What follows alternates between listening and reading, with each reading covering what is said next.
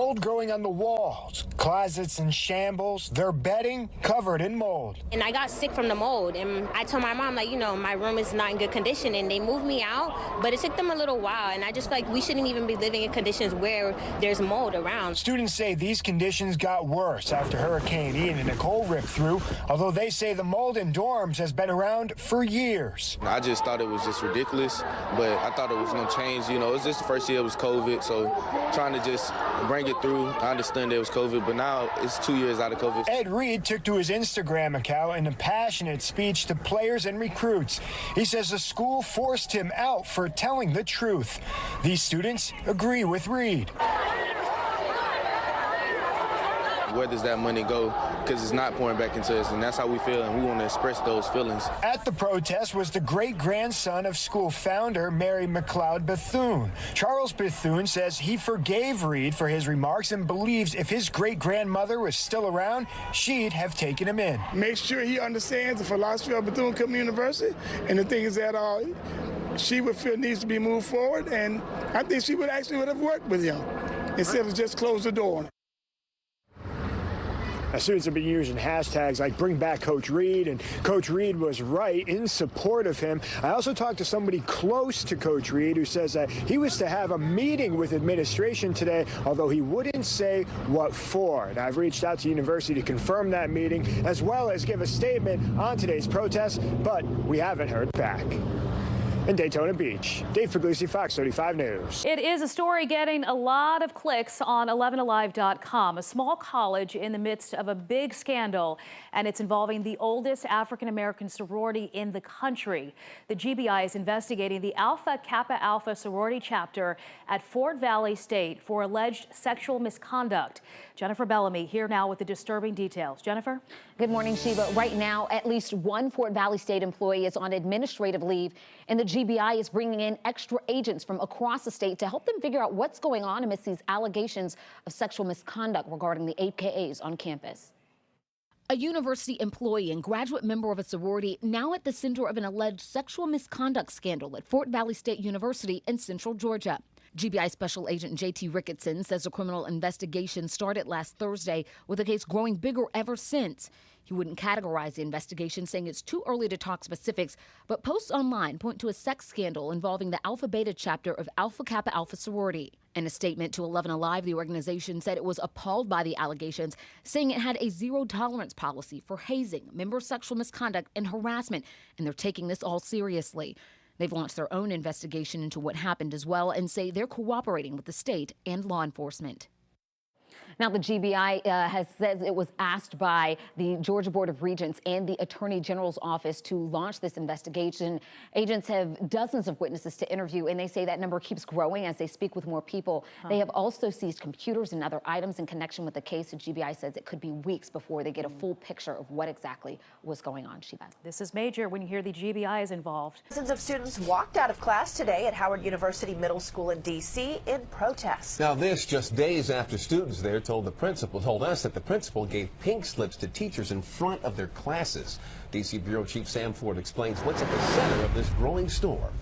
6th, 7th, and 8th graders walked out of classes at Howard University Middle this morning, saying they're protesting the way the new principal, Angelique Blackman, fired teachers last week following a dispute over those teachers wanting to teach Black history. And some parents who watched the protest are calling for the principal and her staff to be fired. They're ineffective, unprofessional, and they're doing the school and the students a disservice. And to allow this to continue. Dozens of parents showed up at the school last Wednesday after the principal pink slipped 3 social studies teachers, reportedly in front of students, after those teachers had given 2 weeks' notice over the Black history issue. Police escort, what was the danger? There was no danger, and so many students were crying and stuff and very upset.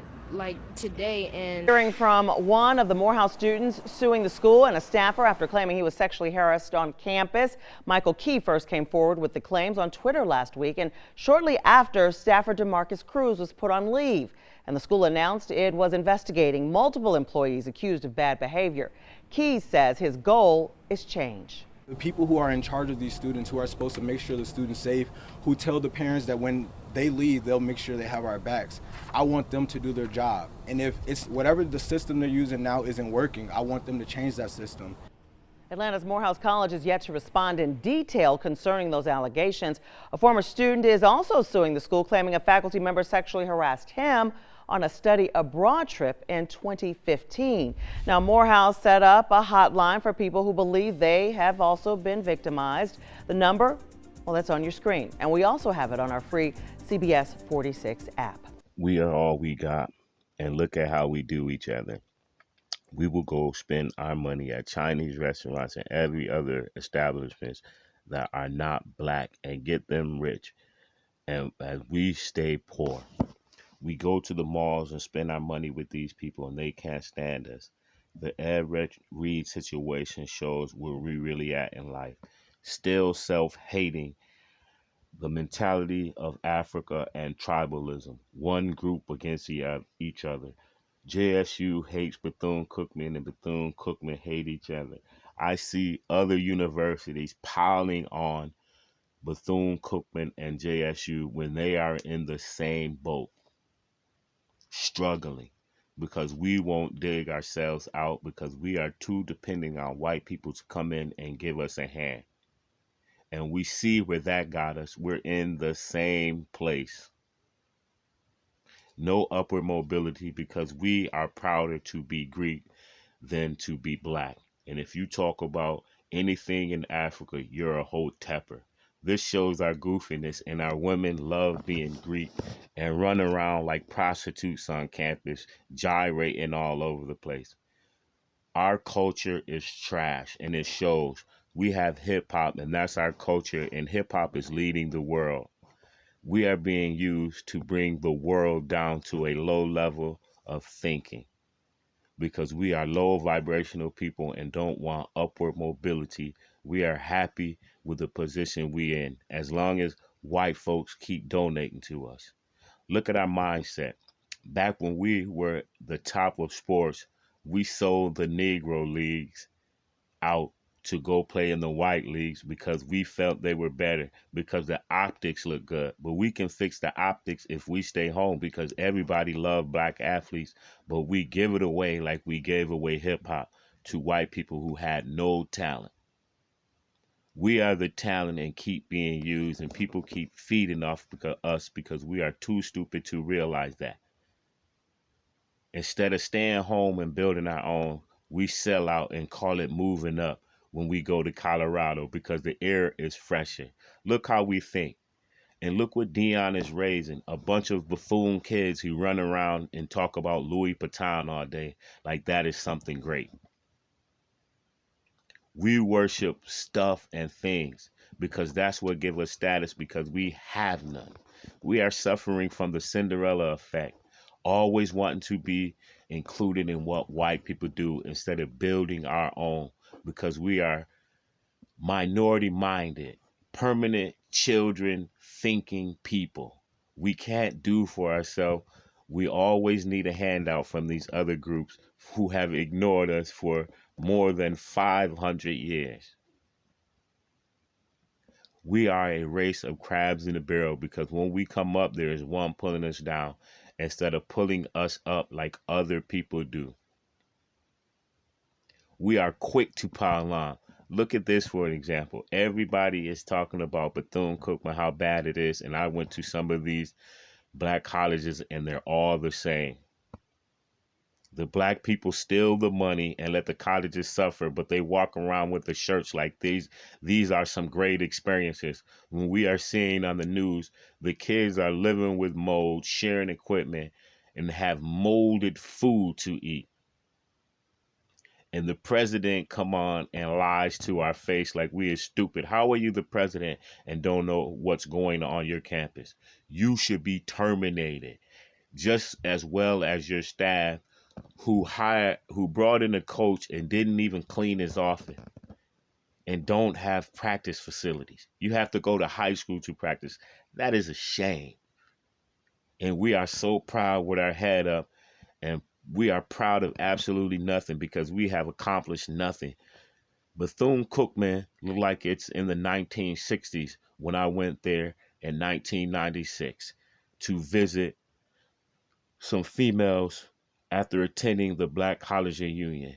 Man, I was so threw back looking at these universities because what I thought and what I saw was two different things. I saw poverty just like in the hood. So do we have a universal hood mentality? Because look at Africa. It's one big giant hood of a bunch of tribal people fighting each other instead of coming together. And it's crazy. I have more love for the people in South America because at least they try to stick together and have unity and have built their own communities and still have them. And in one part of Colombia, the Palenque people, they only come to the city to hustle money and take it back to their community and land in which they own. They show unity. If you touch one of them, they all come in support of each other. They don't do like we do. One side is with Colorado and one side is with JSU. If we were over in South America, we will all be on the side of JSU and would laugh at Colorado when they come to offer us anything, because these people have staying power and invest in themselves. A thing we should take out of their catalog, but we don't. We look at them and laugh because they may be poor, but they still have their own stuff and do for themselves. Yes, they might struggle, but they are happy and they don't sell out like we do. And they don't have half as much as we do, but they're still smiling and happy. They haven't lost themselves to white supremacy as we do. Not wanting to be black and running around with Greek letters on our chest and as proud as could be. And nobody from those nations care anything about us. We make fools out of ourselves. And this whole thing right here is a testament to who we are, not supporting our own and loving other people more than we love ourselves. And thinking it's leveling up to go to a white university, which is a sad thing that still resides in us because it's self-hate and it is shown through this example. Ed Reed came out and told the truth and people are mad at him because he did that. I don't care how he said it. It needed to be said because this has been going on for too long. Like I said, in 1996, when I went to Bethune-Cookman, I was embarrassed for us. All these years that these colleges been around, they look like trash. And all the football players we put in the NFL don't kick back to the universities because they are too selfish and won't help each other, but will give back to these universities through the support of their Greekness. We are the goofiest people and deserve the treatment that we are getting because we don't invest in ourselves. We look for handouts from other people. Instead of being builders, we are beggars. And we see where begging has got us so far. We are still in the same position, marching, singing, and dancing, but not doing the serious work to accomplish change. Because we are happy when leaders sit in front of us with chicken and all they have to do is that, and that excludes them from being racist when they have a history of racism and setting bills to set us back. We still invest in these people like Roland Martin want us to be with Hillary Clinton when they set bills to lock our children up. And we are so silly. We voted for Joe Biden and the whole world knows he's a racist. People hate Trump, but Trump did more for black people than majority of our presidents. But people are so in denial, they will deny that because they are simple-minded people who don't think for themselves. They let the news do their thinking. All you have to do is look up and see how racist Biden and the Clintons were to us. And both of them became presidents because one of them came to a black church, one of them had hot sauce, and one played a saxophone. And we cheered and are so grateful for that. This shows our stupidity and how simple-minded we are when the facts are in front of us, but we won't pay attention because white people are so great and mighty, they can tell us otherwise when the actions are different. It's time for us to grow up and separate from these boule-minded Negroes who keep us at the bottom.